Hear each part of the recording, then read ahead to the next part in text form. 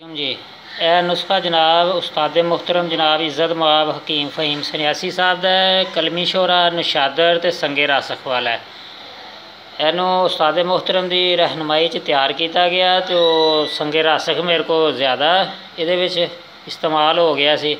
फिर उस्ताद मुहतरम ने रहनुमाई करके इनू तैयार करवाया और ये अग दे उत्ते तेल हो जाता कलमी शोरा बेहतरीन मोतीए कलर का और नीचे उतारो अग तो ये जम जाता है।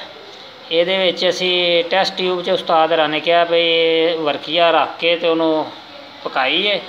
2 ग्राम वर्किया रखी सी टैस्ट ट्यूब च, उत्ते जिहड़ा है कलमी शोरा है ये डालिया गया तो 1 घंटा जिहड़ा ना इहदी पकाई की रेत जंतर च और माशाअल्लाह बेहतरीन है। यकूती कलर की वर्किया तुसीं देख रहे हो बेहतरीन तैयार हुई है और क्रिस्टल साफ नज़र आ रहे हैं और माशाल्लाह बहुत ही प्यारी तैयार हुई। 1 ग्राम यानी कि 1 रत्ती भी नहीं कटी है, 2 ग्राम पूरी की पूरी निकली है। 2 ग्राम।